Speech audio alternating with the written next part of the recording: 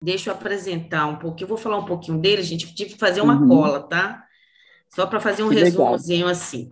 O professor Jair Pinheiro, ele tem uma sólida carreira profissional alicerçada em conhecimentos profundos do comportamento humano e é reconhecido pela seriedade de seu trabalho no Brasil e no Mercosul.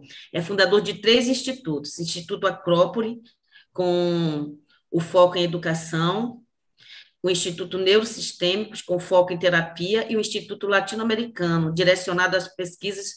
O professor Jair Pinheiro tem como base o respeito à individualidade do ser humano e a sua capacidade de alcançar o extraordinário. Eu sou suspeita para falar, porque eu fui aluna do curso de pós-graduação do professor Jailson, em neuropsicopedagogia. Eu sou professora e é uma honra poder compartilhar desse conhecimento. E assim, quando eu fiz o convite e ele aceitou, eu disse, gente, eu quero abrir para o mundo essa oportunidade, porque ele vai falar um pouco daqui a pouco, no momento em que ele participou também do festival, que a nossa querida Claudete Terezinha da Mata não pôde comparecer, e nós tivemos a honra de tê-lo lá para falar um pouco da contação de histórias e a neurociência. Mas deixa eu vou encerrar aqui para a gente não ficar, né? Eu vou chamar o professor Uhum. Jailson, o senhor está aí, pode aparecer Ó, estou aqui e aqui, falar. estou aqui. Já estou aqui ouvindo vocês falarem Sim, sobre mim, é uma honra, hein? A a honra é Claudete fez uma nossa. saudação ali espiritual muito forte, muito profunda. Eu sou honrado por isso, tá? Muito Sim. bom. E a Marcelene, que eu falo agora, de fato, foi. Eu lembrei disso hoje, hein? Ela foi minha aluna em duas faculdades diferentes, não foi? Eu fiz Foi um curso que eu não lembro qual foi, em e depois. psicopedagogia e depois eu fiz a Ah, neuro. foi bacana. Então ela gosta de sofrer. Ela veio para ser minha aluna duas vezes, tá? E aí sobreviveu e está aqui para contar a história. Que Sim. bacana. Então, me sinto muito honrado e ter sido convidado a participar do festival de contadores de história que aconteceu e estive lá e fizemos uma conversa muito bacana, me conectei muito com muita gente boa e aqui estamos, tá? Levando conhecimento, que é uma forma da gente se dignificar no mundo. Eu acredito muito nisso, sabe? É a forma que a gente tem de retribuir ao mundo aquilo que a gente recebeu. E eu tenho defendido que conhecimento não é para ficar dentro da gaveta e nem nos certificados e diplomas, né? Conhecimento é para a gente colocar para frente. Quanto mais a gente propaga, mais a gente aprende e parece que mais coisas novas vão chegando para a gente, né? Então, não adianta acumular no sentido de ficar preso, né? Mas sim de compartilhar sempre. Então, é uma honra estar aqui com vocês. E o desafio foi exatamente fazer uma conexão entre as neurociências, que é minha área de estudo, e a contação de história. E já começo contando história. A Marcelene fez uma provocação muito forte, eu acho que ela nem tem consciência disso. Quando eu recebi o convite para o festival que aconteceu em julho, não foi isso? Se eu não me engano, foi em julho o festival. E ela falou assim no convite, né? O senhor é um excelente contador de histórias. Então, isso foi muito marcante, né? Porque, como professor, nas aulas eu tento e busco sempre colocar o conhecimento de uma forma mais leve possível, né? Para que exatamente o aluno consiga se apropriar do que está sendo proposto ali. Então, eu consegui fazer isso lá no festival. Que bom que fui entendido, compreendido, e o objetivo aqui hoje é a mesma coisa, tá? Então, não é ficar falando dentro das neurociências, de termologias que espantam as pessoas, né? Eu acho meio estranho esse negócio, né? Você vai fazer uma palestra sobre neurociência e fala, o que sonho, a pessoa já se assusta, que diabo é isso? Vou embora. Não é? A fenda sináptica, a pessoa foge. Que negócio é isso? Não é para mim. Então, eu sempre busco trazer as neurociências da forma mais leve possível. Né? Claro, quem quiser tecnicamente se conectar com ela, que aí sim vai buscar uma formação, um curso, uma pós-graduação, que aí sim, no meio lá científico, é o espaço para essas terminologias. Então, meu propósito aqui hoje é trazer, claro, alguns conceitos das neurociências, conectando com aquilo que você faz de uma forma, vocês aqui, de uma forma tão espetacular, que é a contação de história. É espetacular. E no festival eu falei, vocês não têm noção do quanto vocês impactam, né, o cérebro de quem escuta uma história. E eu vou buscar falar um pouco sobre isso aqui hoje. Né? Temos, em média, 1 hora e 10, para que a gente consiga percorrer esse caminho. Tudo bem? Vamos lá, então? Eu estou vendo aqui alguns alunos meus também da pós-graduação em terapia. Olha aqui, Marcelo, Jane, Beth, tem mais alguém aqui que não estou vendo? Vera, olha aí que bacana. Que bom. Olha aqui, unir a terapia com a contação de história. Olha o nosso desafio aí. Que coisa boa. Então, sigamos, minha gente. Compartilhar com vocês aqui uma tela. Apareceu para vocês uma tela? Que é a tela do nosso tema, né? Eu não consigo ver aqui, vejo agora. Aparece para vocês? Dá um ok? Faz um sinal aqui? Joia, perfeito. Então, esse é o nosso desafio. Falar sobre as neurociências e a contação de histórias. Então, vamos começar a nossa jornada com uma história. Não de forma magistral, como vocês fazem, mas com uma grande reflexão que eu gosto de provocar sempre, né? É uma grande frase do nosso Caetano Veloso, que diz que de perto ninguém é normal. Né? E eu assino literalmente embaixo dessa afirmação. Do ponto de vista psíquico, não existe normalidade. Né? E do ponto de vista funcional do cérebro, também não existe normalidade como padrão. Tá? Esse conceito de normalidade, obviamente, foi criado dentro de uma tentativa de separação mesmo de classes, sabe? O que é normal? A gente começa a provocar isso. O normal é uma interpretação individual. O que é normal para mim pode não ser normal para você. O que é normal para nós aqui brasileiros não será normal para o povo da Índia, com sua cultura. Então, de perto, de fato, ninguém é normal, porque de perto começamos a conhecer melhor o outro. E ao conhecer melhor o outro, começamos a entender que ele não é aquilo que ele se demonstra ser nas suas formalidades. Né? Então, Caetano Veloso, como gênio, ele faz essa provocação que é espetacular. De perto, ninguém é normal. E o que é que isso tem a ver com contação de história, o que isso tem a ver com neurociência e também com terapia, porque temos terapeutas aqui em nossa aula. Tem a ver que o que nós fazemos enquanto contadores de histórias, enquanto terapeutas, é exatamente buscar desenvolver, através da imaginação, o que o outro de fato é. Nós conseguimos, através daquilo que nós fazemos, despertar no outro a sua essência. E, de repente, as formalidades matam a essência do ser humano. De repente, somos conduzidos a nos encaixarmos, sabe, de uma forma muito mecânica, em certos modelos e padrões de vida, que faz com que nós nos distanciamos do que realmente nós somos. Por isso que a noção do de perto, ninguém é normal, é muito profunda. Essa noção do de perto significa não só a proximidade física, mas aqui se relaciona com o contato, com o tempo. Quanto mais eu permaneço em contato com a pessoa, mais eu começo a entender quem ela é de fato. Porque eu começo a enxergar quem ela é na sua essência. Então, o tempo, através do comportamento, através dos hábitos, revela quem nós somos. E a contação de história tem uma capacidade extraordinária de revelar o que nós somos.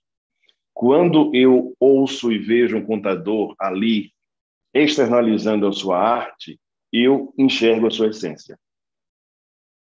Por isso que a arte é um instrumento e uma tentativa da espécie humana de fugir de uma noção de realidade que não faz sentido. A arte trata-se, então, de um antídoto contra a burocracia, contra a mediocridade, contra os padrões que tentam nos impor. Então, vocês possuem uma função lindíssima como artistas. Lindíssimas, profundas. Contar história, minha gente, não tem a ver apenas com entretenimento, não tem apenas a ver com humor. Contar história tem a ver com conexão psíquica, tem a ver com mostrar quem você é como ser humano e, ao mesmo tempo, enquanto você faz isso, você desperta nos outros a sua própria essência, a essência que talvez eles tenham esquecido. Como é lindo estar no meio de uma contação de história e olhar que não só as crianças estão conectadas ali, mas seus pais, seus tios, seus avós, os adultos que se conectam com sua essência infantil, que por muito, quem sabe, já tinham esquecido que possuía isso. Então, olha que magia extraordinária, né? Olha que magia extraordinária. É um encantamento muito lindo. Então, a gente vai percorrer um caminho aqui hoje para tentar entender exatamente como a contação de história desperta e desenvolve conceitos que são fundamentados na neurociência, que são importantíssimos para o desenvolvimento infantil e também para o conhecimento do adulto em relação à sua essência. É fundamental entender isso, tá? Já fui apresentado, então não precisa ficar discussando aqui. Tem uma seleção de livros que eu gosto muito e como professor não posso fugir disso, tá? Quem quiser tirar um print aí da tela para colocar no grupo de vocês, que eu considero uma referência bibliográfica básica para todo ser humano que queira conhecer mais sobre as neurociências. São esses 8 livros. São fundamentais para conhecermos eles, né? Aqui temos 2 especiais, que é o da doutora Carla Tiepo, que é brasileira, uma neurocientista brasileira. É uma viagem pelo cérebro. É interessantíssima a forma como ela aborda isso. E aqui, o meu neurocientista de referência, que é o doutor Antônio Damasio.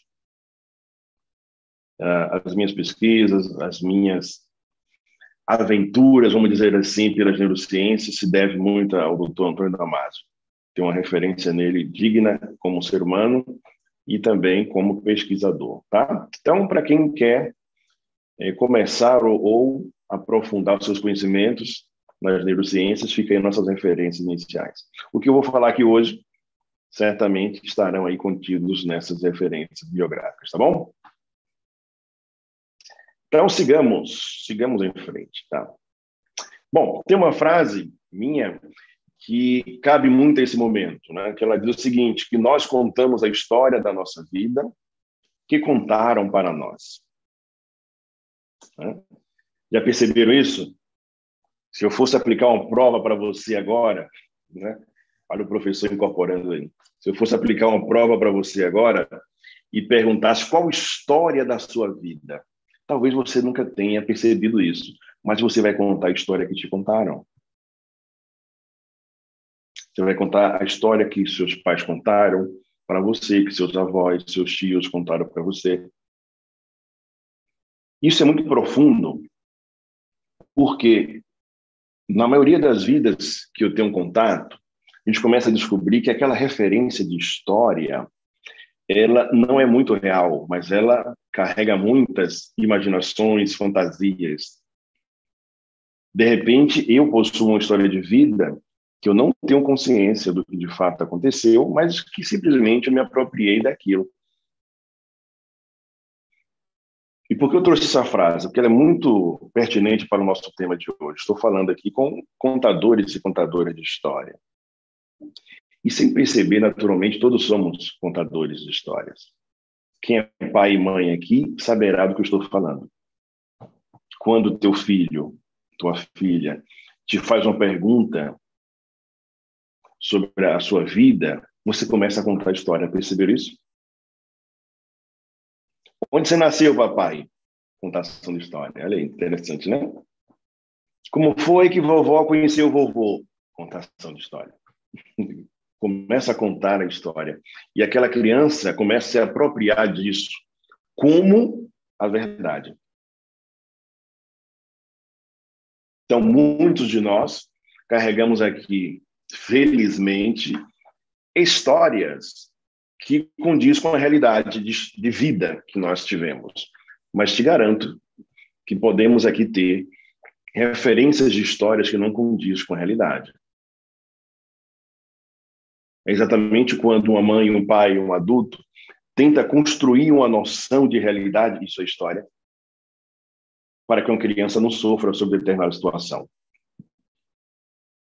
Em momentos delicados fazemos isso. A morte, que é algo tão fundamental de ser compreendido, mas que a maioria das pessoas fogem da compreensão dela, né? Então, ao morrer, em contato com a morte, um adulto vai tentar, de alguma forma, amenizar para aquela criança a realidade da morte. E cria ali, então, uma história. Para onde foi mamãe? Para onde foi papai? Para onde foi vovó? Isso é uma contação de história. Olha que interessante isso. Estamos usando o recurso para, de alguma forma, amenizar uma dor. Na função de vocês, a contação de história continua com a mesma força que eu agora comentei. Vocês possuem um instrumento aqui de ensino, de aprendizagem, mas também de amenizar dor, né? Amenizar dores. E isso é um instrumento muito poderoso. Não é qualquer recurso que ameniza a dor, minha gente. Vocês possuem uma capacidade extraordinária, um instrumento de amenizar dores. Ao mesmo tempo em que vocês amenizam as dores, vocês também possuem esse mesmo recurso, que é a contação de histórias, para tornar, principalmente as crianças, uma visão de mundo mais serena, uma visão de mundo mais possível, uma visão de aprendizagem mais prazerosa. Olha que coisa fabulosa, aprender através da contação de história.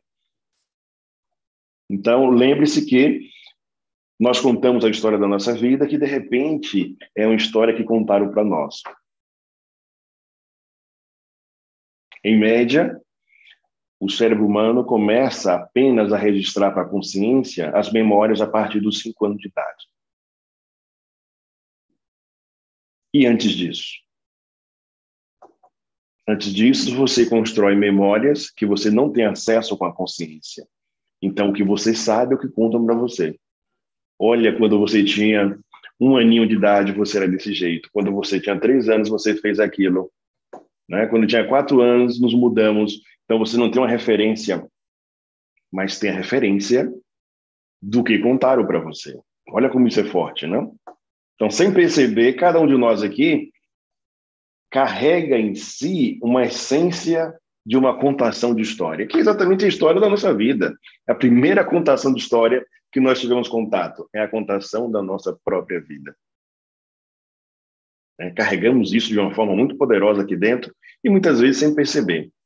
Estamos conectados com a nossa história a partir de uma contação da história. Faz sentido para vocês isso? Sim ou não? Balança a cabeça, diz não ou diz sim. Então, sigamos. Aqui aparece uma grande referência de uma capacidade que só nós, seres humanos, possuímos. E essa capacidade vem de toda a estrutura evolutiva do nosso cérebro, que chamamos de imaginação. O que seria imaginação do ponto de vista científico, Jailson? Seria a capacidade, então, do nosso cérebro de criar a partir da combinação de ideias, de criatividade, de informações. Só nós conseguimos fazer isso. Imaginar. E para imaginar, nosso cérebro consome o triplo de energia que ele consome quando ele está numa posição de normalidade. Para vocês entenderem o poder que é necessário, o poder das estruturas cerebrais que são ativadas para começarmos a imaginar. Hoje, como adultos, fazemos isso de uma forma tranquila. Não nos damos conta de quanta capacidade cerebral é necessária para se projetar. Então, quando eu dou um comando a vocês hoje, da seguinte forma: imagine como será o seu dia de amanhã. E se você parar para imaginar, vocês vão estar consumindo o triplo de energia. E como é que o cérebro vai fazer isso, Jailson? Primeiro, ele vai buscar as informações que ele já tem. Depois, ele vai combinar essas informações. E aí, ele projeta essas combinações. Isso é imaginação. O que significa? Quanto mais repertório um ser humano tem, repertório aqui, informações, conhecimento, mais capacidade imaginativa ele tem de lá. Quanto mais uma criança consegue imaginar, mais ela está demonstrando que possui capacidade cognitiva. E aí nós adultos, como pais, como professores, educadores, muitas vezes sabotamos o processo de imaginação da criança, acreditando que aquilo é supérfluo. Para de imaginar, para de sonhar, para de pensar besteiras, como se aquilo fosse banal, e não é. Então, uma criança que se refere a um adulto e fala o seguinte: estou me imaginando, sei lá, voando. Aí o adulto vem e reprime, né? Deixa de pensar besteira que você não é passarinho. Deixa de pensar besteira que você não voa. O que é que esse adulto está sem perceber ou percebendo, sei lá, a intenção dele, né?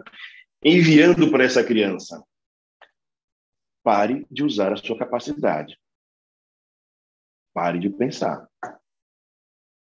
Pare de usar as informações que você carrega aí dentro e juntar tudo isso. Sem perceber, esse adulto está dando um comando muito poderoso. Seja inútil, criança. Não pense. Então, as duas últimas palavras que aparecem aqui: ideias, criatividade. Ideias e criatividade só são possíveis a partir de combinações. E as combinações só são possíveis a partir das imaginações. E olha com o processo. Um adulto que hoje tem ideias e criatividade é um adulto que teve na sua infância a capacidade e a liberdade imaginativa. E talvez ele nem se dê conta disso. Quando eu converso com as pessoas: não, minha infância foi muito sofrida, era muito pobre. Aí eu brincava sozinho, por exemplo. Isso é imaginação, criatura. Não é? Ele estava achando que imaginação era algo fabuloso, para ele ter vários brinquedos, várias pessoas. Não, aí está a imaginação. Eu imaginava ter um irmão, eu imaginava ter um brinquedo, isso é imaginação. E talvez, então, a criança que tenha tantos recursos ao seu dispor não tem tempo exatamente de imaginar. E não imaginando, não exercita a sua estrutura cerebral, que vai lhe dar na vida adulta a capacidade combinatória de gerar ideias e criatividades. Será um robô adulto, né? Será um adulto sem criatividade, sem ideias, mas que sabe perfeitamente receber ordens. Olha aí como começamos a chegar nessa percepção. Então, por que eu trouxe esse conceito importante de imaginação? Porque vocês aqui, contadores e contadoras de história, possuem, através da contação de história, um mecanismo extraordinário de estímulo às redes neurais e às estruturas neurais, fazendo com que, através da história, eu ative o mecanismo cerebral da imaginação. Isso é muito poderoso.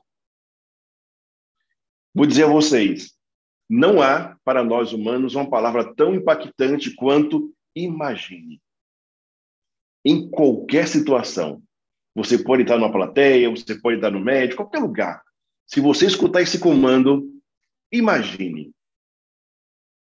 Desmonta a sua estrutura neural. Cadê a Claudete, que no início estava toda enrolada do frio, não? Aí eu falei: mulher, vem para Salvador, que tem que sol. Então, imagina se eu chegasse para a Claudete e dissesse: Claudete, imagina você aqui em Salvador amanhã. Na hora, em milésimo de segundo, o cérebro dela ia projetar essa imagem. Ela em Salvador amanhã. Isso é poderoso, minha gente. Isso é muito poderoso. Então, você está falando de uma capacidade que só a nossa espécie consegue, porque ela tem estruturas, obviamente, cerebrais muito desenvolvidas. Então, você não vai encontrar o cachorrinho que nós amamos, o gatinho, imaginando como vai ser o dia de amanhã. Eles não possuem estrutura cerebral para isso. Eles vivem agora. Nossa, como é que vai ser o fim de semana, hein, com esses donos aqui? Não pensam isso. Eles não possuem essa capacidade. Compreende? Mas nós possuímos, e a contação de história está aqui como um mecanismo espetacular de ativação e estimulação do mecanismo da imaginação. Então, nunca mais se esqueçam disso. Comando é imagine. Imagine. Não tem cérebro que resista a isso. Imagine. Tá? Inclusive, aqui já entregando uma estratégia neurocientífica de educação para nossas crianças. Tá? Imaginação. Aí eu chego na escola, cadê a Marcelene? Marcelene trabalhou, inclusive, em um dos meus institutos, né? Focada em educação, ela trabalhou com contação de história, ensinando professores a contar história. Então, eu viajei muito esse país inteiro, tá? A educação pública, principalmente brasileira, eu conheço aqui na palma da mão. Realidades tristes, realidades que deram certo. E eu chegava em sala de aulas, né, que eu gostava sempre de ir nas escolas. Falar com o secretário é bom, mas muitas vezes é só ilusão. Eu gosto de ir na escola. A escola está a realidade. Né? Vamos lá, na escola, na sala de aula. Pois é, lá se vê a realidade. E aí tinha os professores que se lamentavam, a gente não tem isso, não tem um projetor, não tem. Eu falei, eu sei, criatura, que não tem. E você faz o quê? Não tem o que fazer. Como não tem o que fazer? Então eu chegava na sala de aula e acendia aquelas crianças, né? Imagine que agora vocês estão... Nossa, a turma inteira queria pular. Ativei ali redes neurais a partir de comandos simplórios. Não precisei de projetor. Eu não quero dizer que o projetor não é importante, mas eu quero dizer que sem ele eu também aplico a aula. Sem ele também eu consigo estimular a imaginação dessas crianças. Né? Imagine, esse é um comando que eu espero que vocês nunca mais se esqueçam, tá bom? Então, depois da imaginação e da noção de entender que só nós podemos fazer isso, rapidamente, falar com vocês o seguinte. Nós temos duas estruturas importantíssimas na composição do nosso cérebro, que é o hipocampo e as amígdalas. São duas estruturas importantíssimas conectadas com a geração de memórias.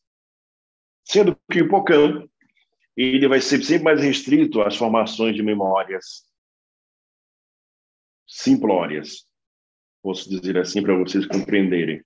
E memórias mais simples, memórias banais. Aquilo que você aprende, né, de forma cognitiva, vai para o hipocampo. Aquilo que você estuda e aprende, vai para o hipocampo. Aquilo que você vivencia, vai lá para o hipocampo. Né? E as amígdalas, elas possuem uma função muito potente, que além de ter a capacidade de armazenar e gerar memórias, mas elas têm uma função muito específica. As amígdalas só irão trabalhar com as memórias emocionais. As memórias de alto impacto emocional. Inclusive, cadê nossos colegas terapeutas estão aí? Já aprenderam comigo. Nas amígdalas estão, então, armazenados aquilo que nós chamamos, no campo terapêutico, de traumas. Então, as amígdalas, elas formam memórias amigdalianas, são as memórias traumáticas que estão lá. Por quê? Porque para as amígdalas, toda vez que algo acontecer com você, e este algo for lido como perigo, ela será ativada. E ela vai gravar isso como uma memória. Então, um tropeço que você já deu no lugar, doeu, quebrou o pé, memória amigdaliana. Para que você não volte lá de novo e quebre o pé novamente, né? Alguém te bateu, memória amigdaliana. Você bateu alguém, memória amigdaliana. Alguém te traiu, memória amigdaliana.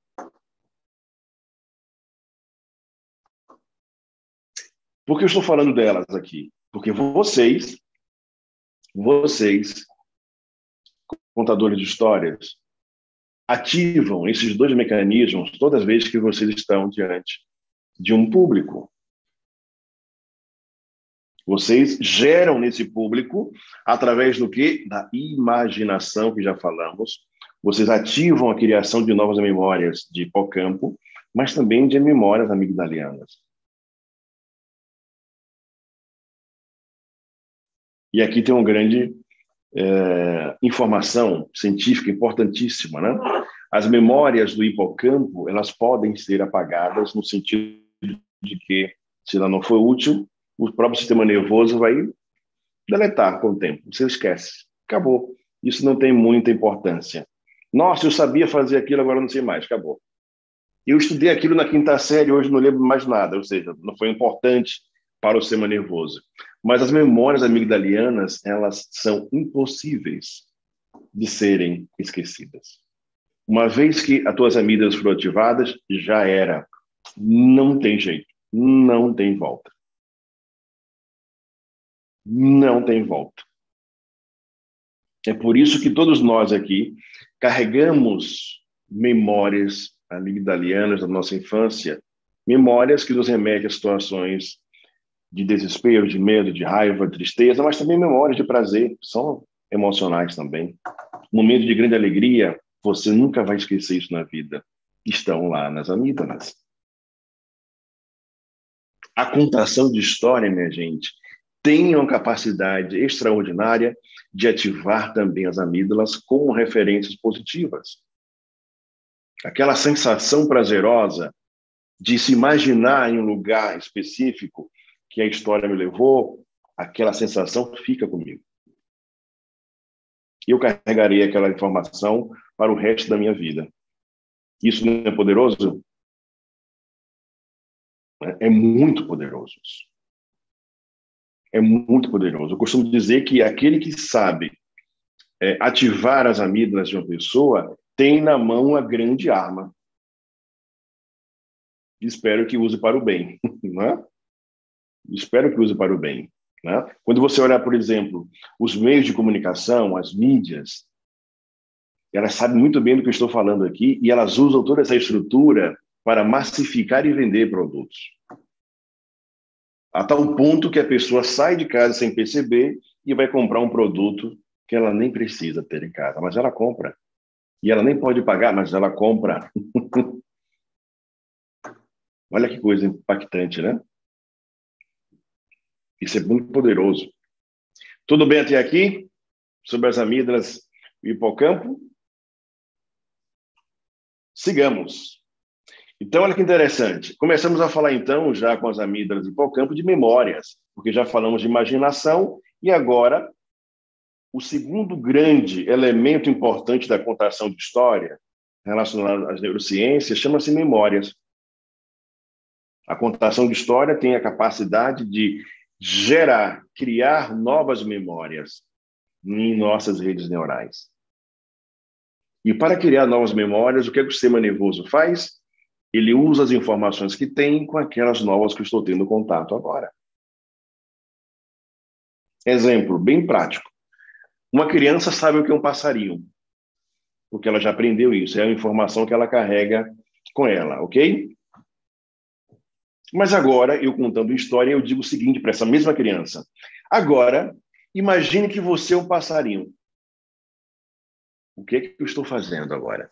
O cérebro dessa criança vai buscar a referência de passarinho e com essa memória trazida à consciência, ela agora vai se projetar nessa imagem. Olha a imaginação de novo. Então, eu consigo imaginar a partir daquilo que eu já tenho.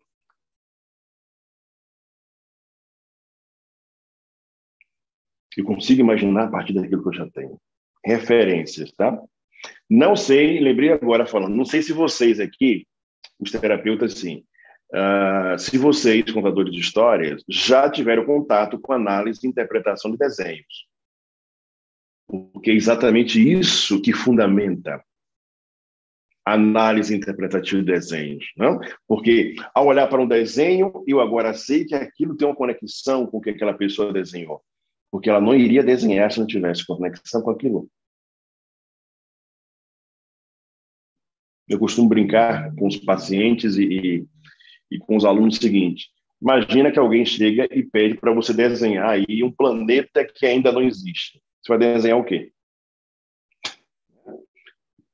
Teu cérebro tem curto-circuito. Como assim? Eu vou fazer o que agora? Né? Que planeta é esse? Que referência eu tenho? Então ele vai desenhar a Terra, a Lua, sei lá, o Sol. Por quê? São as referências que ele tem. Ninguém coloca no papel aquilo que não tem referência. Então, quem ainda não conhece análise e interpretação de desenho, corre, porque é extraordinário conhecer isso, tá? Muito importante. Então, as memórias, minha gente, possuem um sentido biológico, porque é através delas que eu consigo assimilar e reter as informações para, quando preciso, resgatá-la. Mas ela também tem um conceito e um sentido filosófico muito profundo, que ela quer dizer o seguinte: isso eu já fiz, eu já pratiquei, eu já tentei de alguma forma. Falando em educação, olha a contação de história, olha a terapia como pano de fundo. Quando eu peço a uma pessoa para falar o seguinte: fale-me sobre você, fale-me sobre essa situação que você está aqui querendo tratar comigo. O que é que eu estou fazendo? Dando um comando para que ela ative as memórias dela.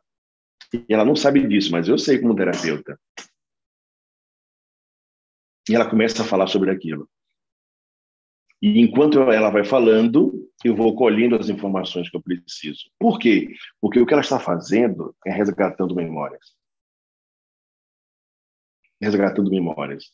E vai soltando. Ela vai criando, vai inventando, imaginando, mas sempre vai sair uma informação importante ali. Captaram? Então, ter memória significa que você já se apropriou daquela informação em algum momento. Se você não tem memória sobre algo, é porque você ainda não se apropriou sobre nada daquilo. Na educação, a gente percebe na hora, pede para a criança falar alguma coisa e você sabe o que falta a ela aprender ainda. Ela não teve contato com o que deveria. É porque ela fala aquela palavra errada, porque ela ainda não teve contato como deveria para falar certo. É porque ela não sabe ainda amarrar o cadastro do sapato, porque ela não teve contato corretamente para aprender a fazer aquilo. Então, eu consigo olhar para uma criança, né? Quando eu digo eu, adulto, eu consigo olhar para uma criança e perceber que ela está em déficit de desenvolvimento cognitivo. De novo, carrego com muito orgulho minha experiência de educação, visitando escolas com isso, né? Chegava na sala de aula, eu olhava quantos alunos estavam com o cadastro amarrado corretamente. E aí você já tem um indicativo do como anda o nível cognitivo daquela turma, daquela escola, daquele município. Um detalhe, parece bobo, né? Mas saber amarrar o cadastro tem uma importância importantíssima. Importantíssima. Que revela, inclusive, o tipo de relacionamento familiar que aquela criança tem. Olha o sapato, olha a roupa. Não estamos falando aqui de roupa chique, de marca. Estamos falando do cuidado que se tem com aquela roupa. Que tipo de pai e mãe enviam a criança daquele estado deplorável para a escola? Olha, basta observar que está tudo ali. Basta observar. Não estamos falando de riqueza e luxúria. Zelo, cuidado. Não precisa de dinheiro para fazer isso. Né? Não precisa de dinheiro para fazer isso. Tá bom? Então, as memórias, elas são instrumentos dos contadores de histórias. Entendam vocês que quando vocês estão praticando a contação, vocês estão resgatando e ativando suas memórias. Vocês, contadores e contadoras. E quando vocês fazem isso, estão ativando memórias nos seus ouvintes. Então, uma coisa que eu acho bem importante para um contador de história pensar é o seguinte: com essa história que eu vou contar, que tipo de memórias, de imaginação eu quero provocar? Né? Que tipo de informações, que tipo de emoções, sentimentos eu quero provocar? A história é linda, mas é linda para quem? Para você apenas que está contando? Mas é esse tipo de emoção que você quer ativar nos seus ouvintes ali? É igual uma música, né? Ah, tem que colocar música na educação infantil. Aí o cidadão coloca a Xuxa lá, tá? Entende? Quem sabe coloca um funk lá, um pagodão, um paredão. É música para ele. Qual o objetivo disso? Né? Que tipo de emoções, de estímulos serão ativados naqueles que escutarem aquela música? Então, eu preciso pensar nisso antes de executar. O contador, a mesma coisa. Que tipo de emoção, que tipo de memória eu quero gerar? Será que é uma memória apenas de hipocampo? Ou será que eu quero impactar essas pessoas com a minha história para que gerar e criar memórias amigdalianas para que jamais elas esqueçam de mim? Ou não se esqueçam de mim, né? Isso são memórias. Captaram? Então fica aí nossa provocação. Bom, aí chegamos a uma parte que eu considero importante falarmos aqui hoje e selecionei para isso.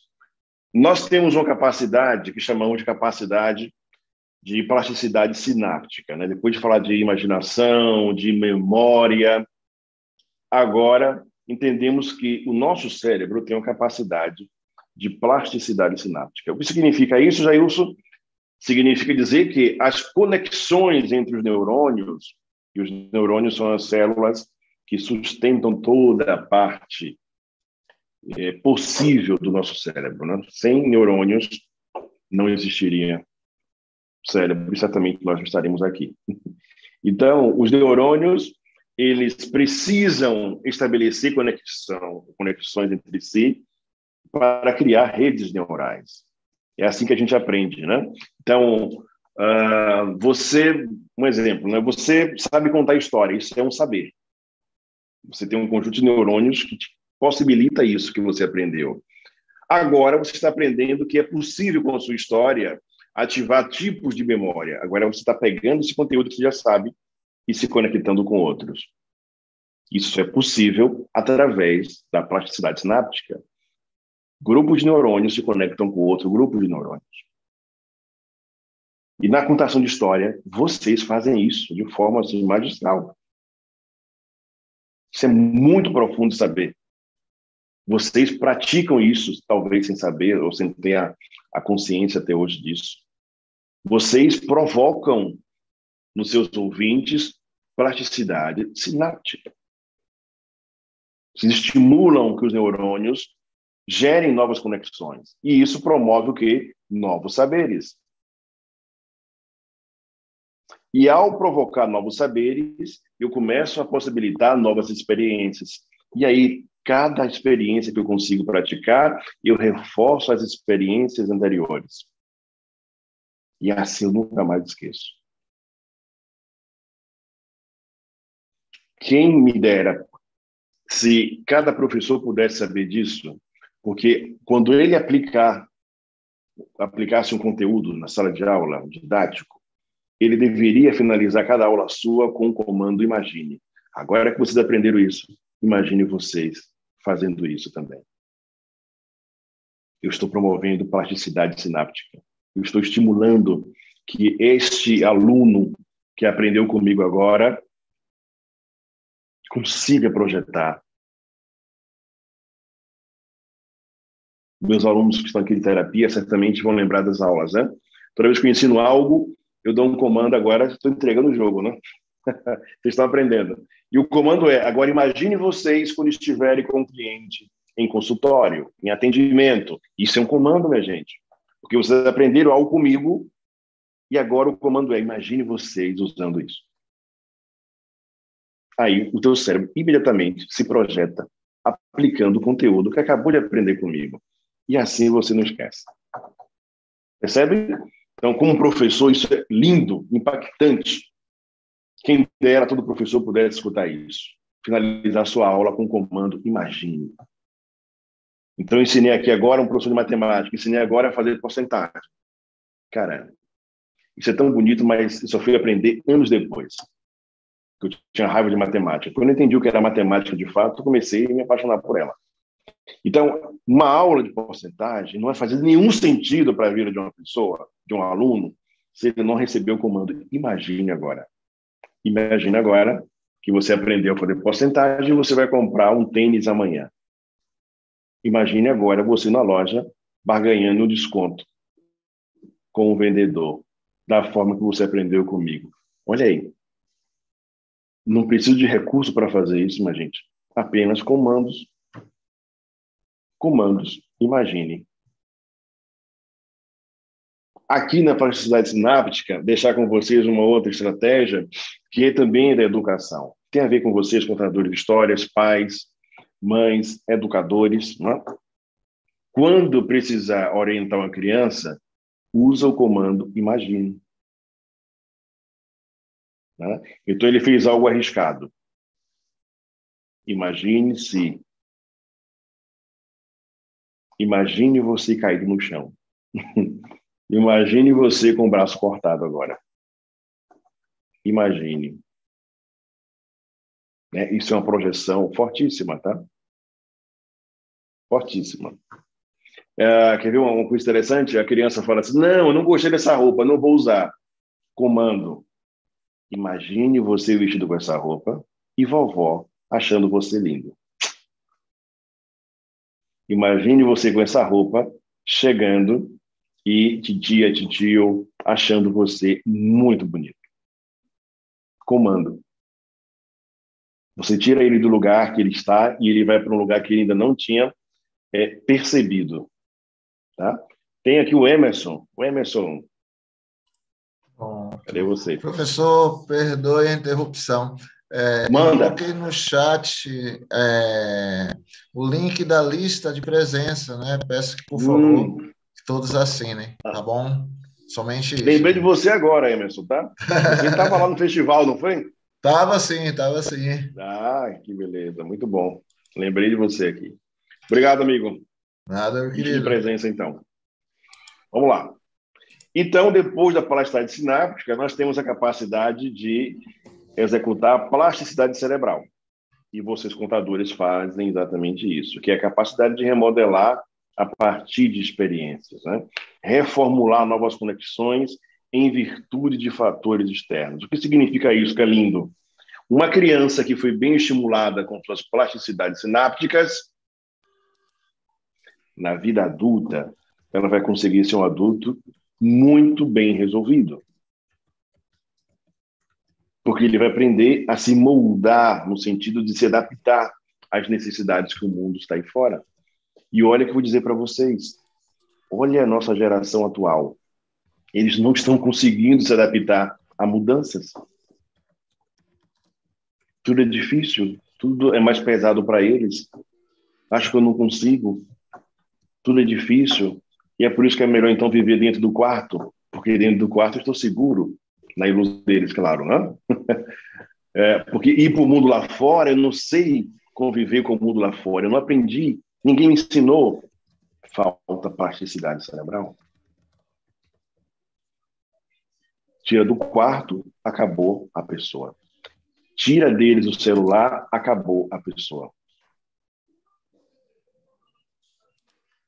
Tira deles as plataformas, mídias sociais, acabou o ser humano. Não possui capacidade de se reformular em virtude do que o mundo lhe pressiona. Não resiste. Está difícil. Percebe? E vocês, com a contação de história, conseguem estimular a plasticidade tanto sináptica quanto cerebral. Isso de uma forma lúdica e impactante. A variação, né, a cadência de uma contação de história, ela provoca no sistema nervoso essa variação emocional, né? Então a gente começa aqui sorrindo, aconteceu alguma coisa, impacto. Aí, de repente, as coisas voltam à normalidade. Mas algo acontece de novo. O que eu estou fazendo sem perceber? Eu estou educando o cérebro que está me ouvindo e o sistema nervoso dela como um todo a se adaptar a fatores que acontecem. A se adaptar a fatores que acontecem. Por isso que é interessante estar atento, a depender da idade, né? Nosso tempo não dá para isso. A depender da idade da criança, estar atento a que tipo de história estou contando, porque, de repente, não é mais um bebezinho que eu conto uma história linear, minha gente, tá? Lembra da história para dormir? É uma história linear. Por que linear? Se ela tiver muita cadência, o sistema nervoso ativa e a criança acorda, não dorme. Então, a história linear coloca o sistema nervoso no estado, olha, de tranquilidade, apagou, dormiu. Então, essa história tem uma função nessa idade, tá? Mas a criança vai crescendo, essa história não pode mais acompanhá-la. Sabe por quê? Porque a história agora precisa ter cadência. Porque essa criança agora está inserida nesse mundo. Ela agora começa a lidar com suas emoções melhor. Então, se eu só conto para uma criança, né, até os seus 7 anos, uma história linear, estou ferrando com ela. Sem perceber, eu estou ensinando essa criança que o mundo é linear, que a vida é plana, que não há interferências, né? Que não há impactos emocionais. E ela assimila isso. E ela vai para a vida adulta esperando a vida linear. Só que, coitada, na adolescência já começa a levar porrada. Não é? Na vida adulta, então, é um espancamento. Todo mundo bate nela, de forma literal, né? É o trabalho, é o companheiro, a companheira. Ela não consegue sobreviver àquela situação. Por quê? Porque ela construiu a imagem de que a vida é linear. E vocês, contadores de história, de novo, têm a capacidade de levar isso, essas variações, essa cadência emocional, esses picos emocionais, isso é fabuloso para as crianças. Fabuloso. Ali, sentadinhas, ativa o medo, ativa a raiva, ativa a tristeza, ativa a alegria, volta para o medo. Isso é fabuloso. Isso é fabuloso. É uma montanha-russa, eu costumo dizer isso. Falar de emoções é falar de uma montanha-russa. Não existe linearidade ao se falar de emoções, tá? Isso é uma ilusão. Eu costumo até questionar as pessoas. Eu queria uma vida equilibrada. Cara, não existe, tá? Não existe essa noção de equilíbrio. Isso nos venderam errado. Olha o navio. Olha o avião. A noção que nós temos é que o navio e o avião está linear parados, né? Não, eles estão, olha.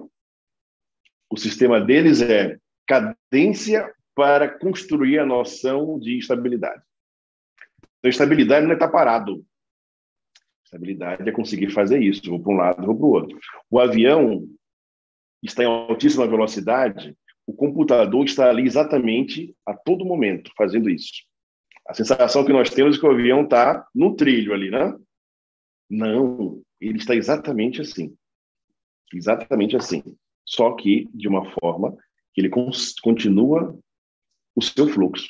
Na vida, a noção de equilíbrio é equivocada que nós aprendemos. Noção de equilíbrio é a porrada está comendo, problemas estão aí no caminho, mas eu continuo o meu fluxo da vida. Tá? O fluxo da vida não para. Eu continuo seguindo. Tudo bem até aqui? Fazendo sentido para vocês? Ok, beleza, vamos lá. Então, vamos lá. Nessa segunda etapa, vou trazer para vocês alguns conceitos que a contação de história também tem a capacidade de trabalhar quando é bem conduzido. Então, são conceitos fundamentais para a estruturação social de um ser humano, principalmente quando são trabalhados a partir da infância, tá? E isso se deve por uma coisa muito importante. Opa, volta aqui. As neurociências conseguiram quebrar paradigmas e mostrar que é possível se ensinar solidariedade, empatia, consciência, responsabilidade, comprometimento. Tudo isso são passíveis de aprendizagem. No tempo dos nossos pais, certamente, todos vocês aqui já passaram dos 20 anos, né? Então, certamente vocês ouviram do seu pai o quê?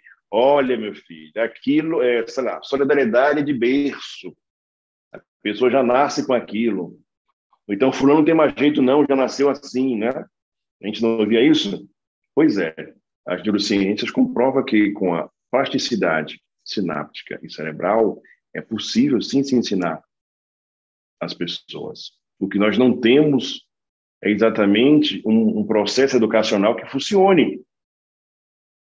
E aí dizemos, então, que o sujeito não tem jeito.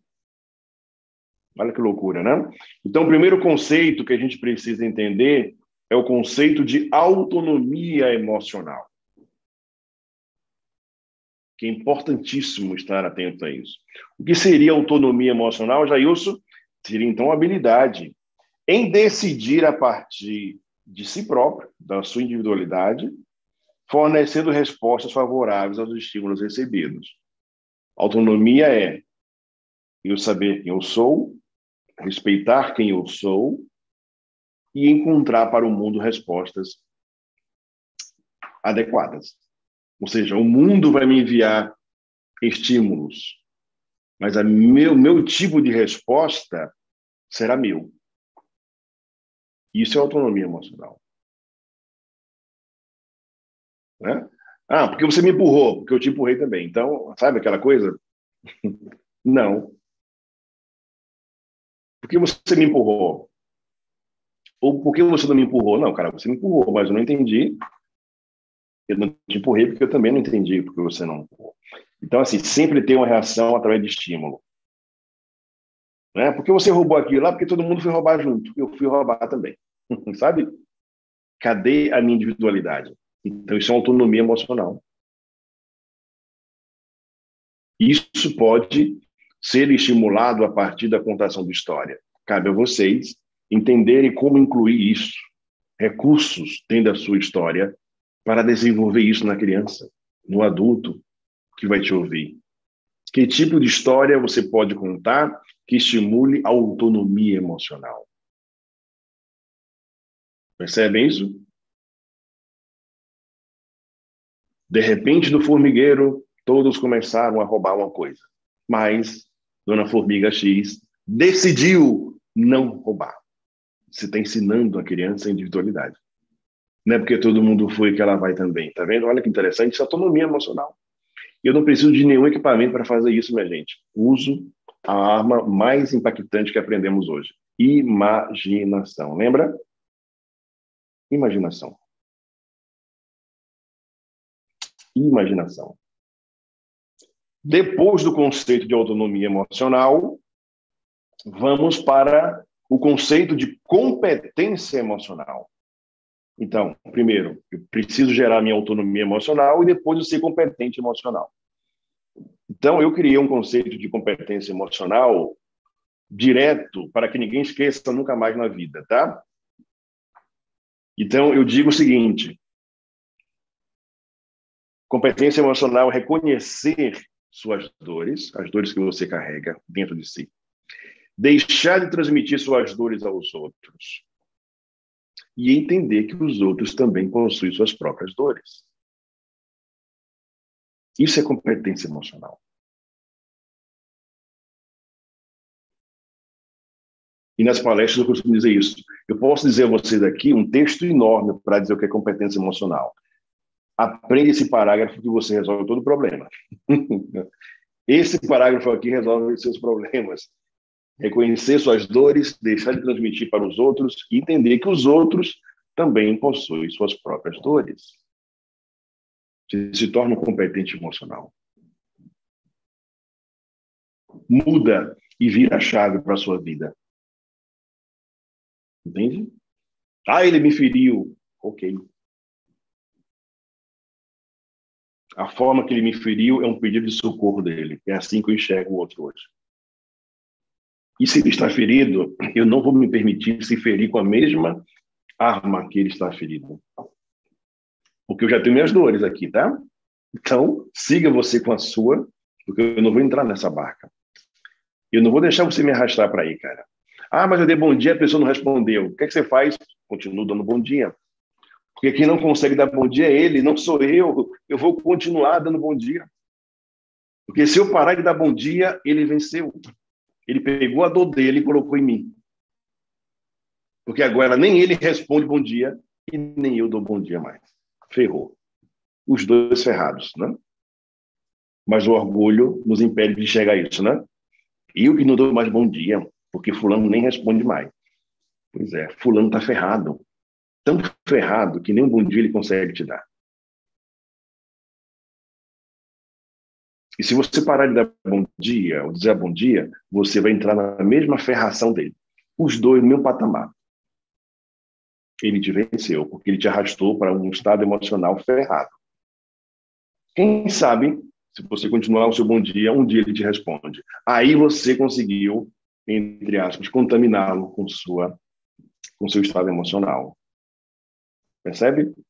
Então, isso é competência emocional. Autonomia emocional, competência emocional. Então, de novo, contação de história.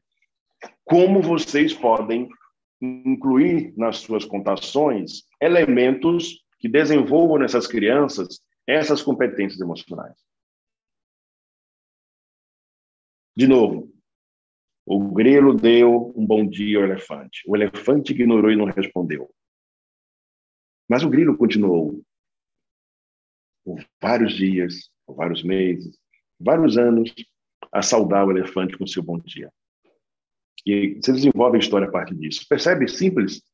Mas você está impactando as redes neurais dessa criança e do adulto que ele está ouvindo, você está conseguindo ensinar competência emocional de uma forma lúdica.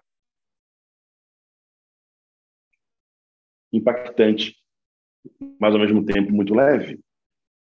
Compreende isso? Competência emocional, e mesmo que inteligência emocional, beleza. A inteligência emocional vai ser a capacidade de unir todos esses conceitos que eu vou falar aqui agora. Tá? Então, o que significa?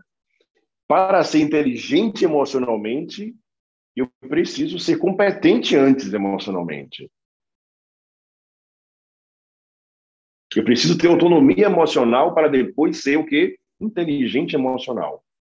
Então, essa pergunta foi muito boa, porque eu tenho visto que, claro, a inteligência emocional tomou e ganhou uma visibilidade interessante, mas se esquece de falar coisas que é fundamental. Então, ouço a pessoa falar assim, tem inteligência emocional, mas e o que é ter inteligência emocional? Né? Como é que eu vou ter? Eu vou ter desenvolvendo habilidades como autonomia, como competência emocional. Opa, avançou aqui como competência emocional. Captaram? Seguindo, próximo conceito, adequação emocional. Adequação emocional. Já falamos da individualidade emocional, que é a autonomia emocional. Tem gente querendo entrar na sala, não ouvi. Acho que o Bruno está aí. Não, ele aqui não tem ninguém não para entrar, hein? Vamos lá. Então, o que é adequação emocional? A adequação emocional é a capacidade que eu tenho, então, de adequar os meus comportamentos aos diversos ambientes nos quais estou inserido. Isso é adequação emocional. Então, a autonomia emocional, competência emocional e agora adequação emocional. Adequar os meus comportamentos aos diversos ambientes nos quais estou inserido. Isso aqui é muito interessante em discutir, para que vocês desenvolvam isso também na contação de história. Então, tem gente que é assim. Vou usar um exemplo clássico, tá? Então, a pessoa, sei lá, frequenta uma igreja, independente de religião. Frequenta a igreja. Na igreja é o santo, essa pessoa, sabe? A santa, o santo. É um exemplo exímio de ética, de bondade, sabe aquela coisa linda? Aquele padrão.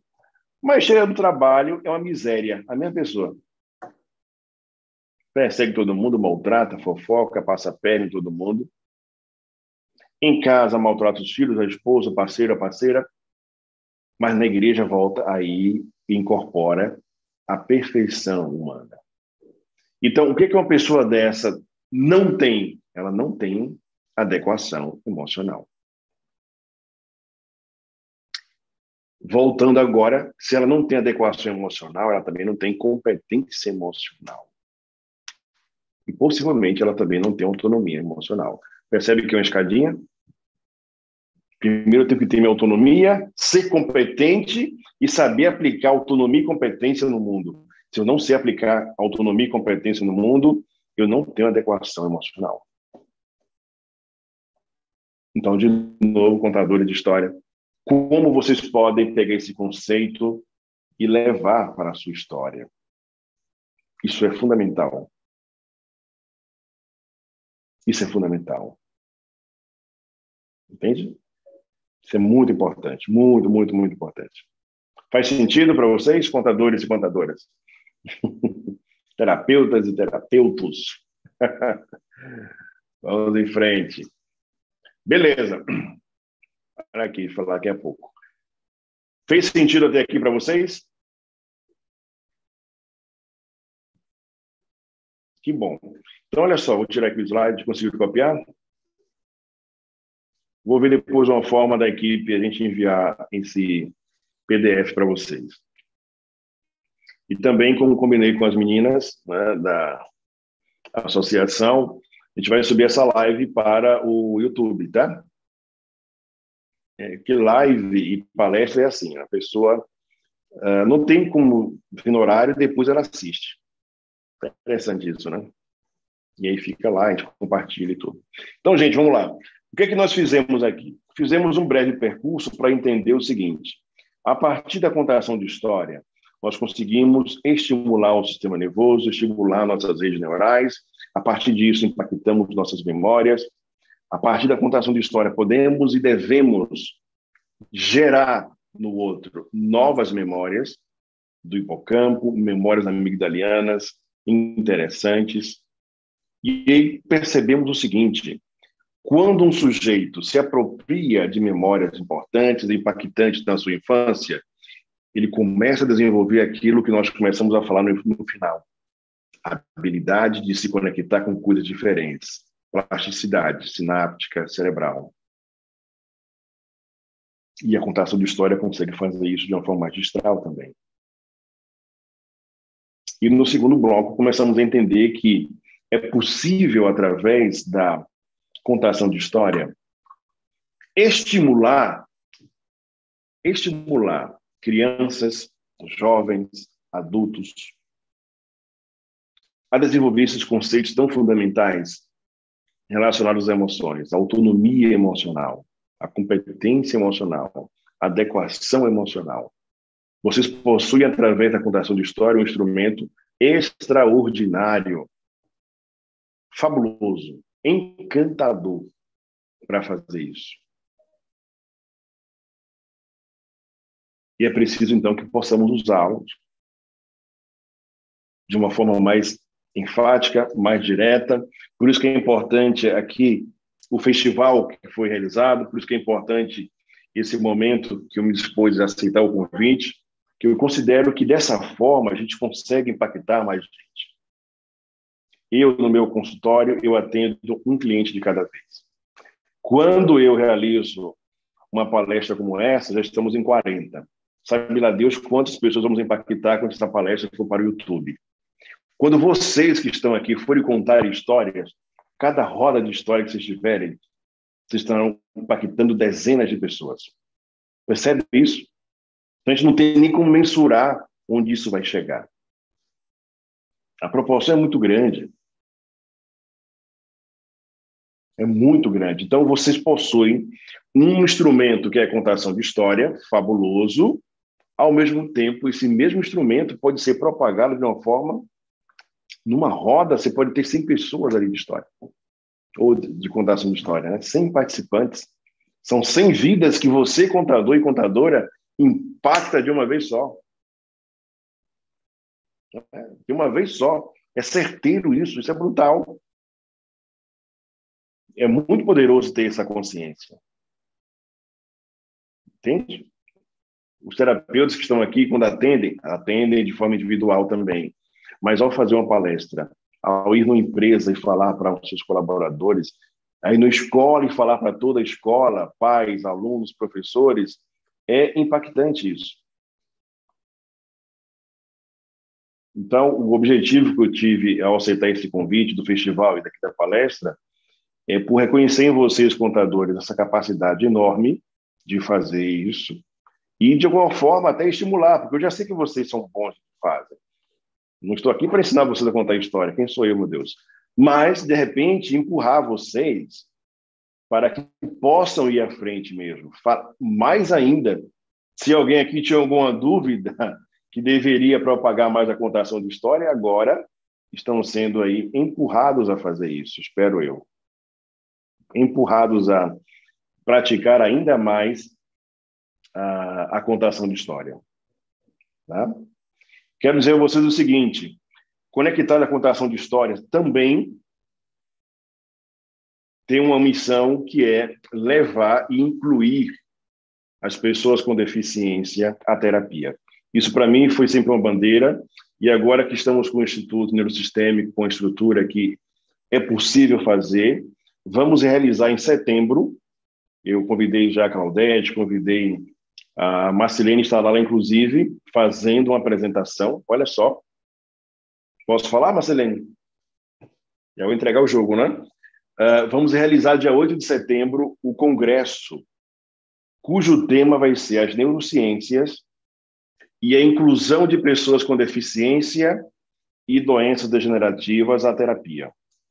Isso porque, como terapeuta, há muitos anos tenho percebido isso. Alguns terapeutas, por falta de conhecimento, por medo, não atendem pessoas com deficiência e não atendem pessoas com doenças degenerativas. E aí, sem perceber, estão praticando a inclusão. Ou, desculpa, uma exclusão, né? Sem perceber, estão praticando a exclusão. Então, esse congresso é para discutirmos, né? Um dia inteiro para falarmos sobre inclusão, sobre deficiência, sobre doenças degenerativas e o acesso dessas pessoas à terapia. A maioria aqui são de fora, de lugares díspares, então a boa notícia é que o congresso ele vai acontecer de forma presencial em Salvador, num hotel, mas ele será totalmente também online. Então você poderá participar do congresso em qualquer lugar do mundo, tá? Eu vou pedir ao pessoal da equipe para digitar aqui o site do congresso, tá, Bruno, se estiver por aí, para que vocês possam acessar o site, conheçam o que vai ter lá, conheçam os palestrantes, a estrutura, vocês terão acesso aos congressos anteriores, e isso vai ser muito bom para todos nós, tá? Inclusive, eu ia falar, a Marcelene, eu acho que o Emerson também, não é? Estará lá no congresso, representando vocês presencialmente, que são de Salvador, e eles farão uma apresentação de contação de história para abrir o congresso. Então, vai ser um momento lindo e espero que vocês estejam lá para acompanhando online para saudar os seus colegas. Aqui o site já está lá, congresso.neurosistêmico. Acessa, conhece o que tem e será uma honra muito grande receber vocês lá. Minha gente, espero que tenha sido de alguma forma útil para vocês esse encontro de hoje, essa conversa, esse bate-papo que fizemos aqui. Espero que tenha deixado uma sementinha aí do que as neurociências podem abrir nesse universo que vocês tanto sabem fazer. Dizer que foi uma honra estar com vocês aqui hoje. Espero que eu tenha conseguido criar aí memórias de hipocampo, mas também amigdalianas, para que nunca mais se esqueçam desse momento que nós estivemos aqui, tá? Então, meu muito obrigado, Marcelene, pelo convite, a Claudete. Cadê vocês?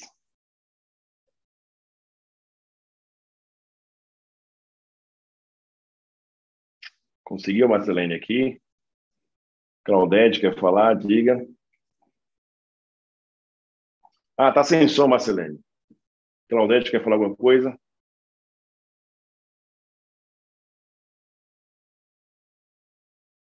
Sem som. Agora. Agora Som. veio.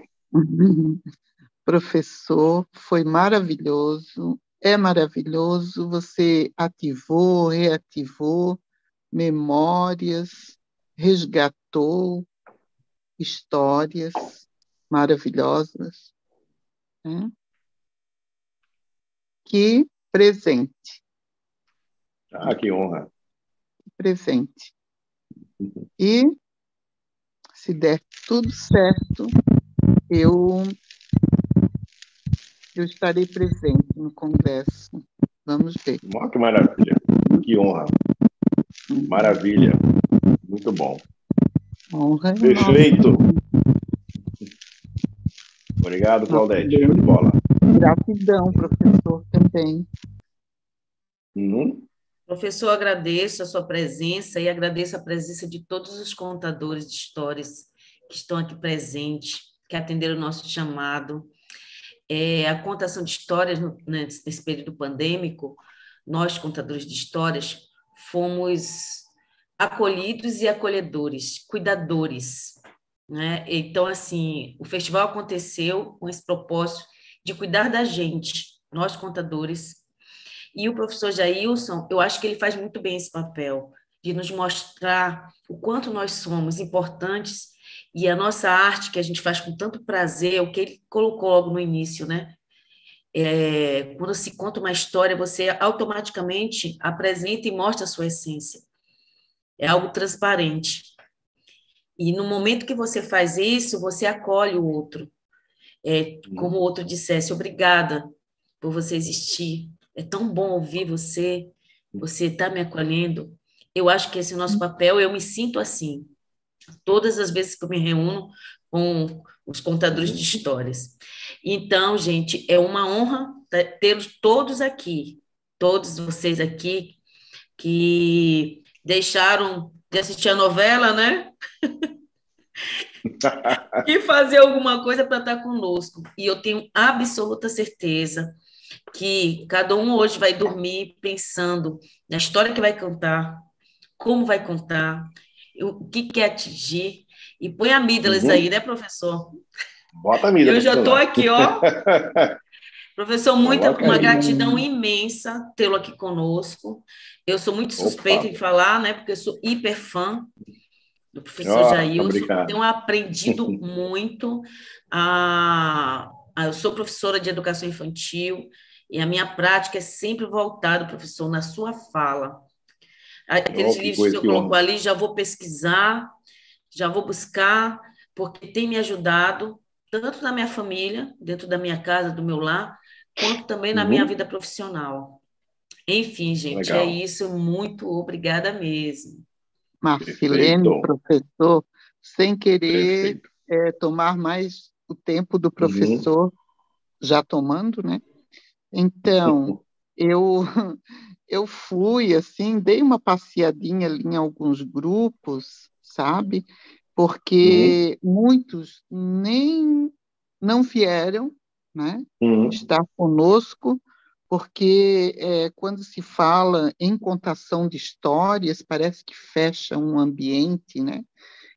Eu coloquei um recadinho lá, contação de histórias. Ela está na música, no teatro, na dança, lá no outro lado da rua, não é?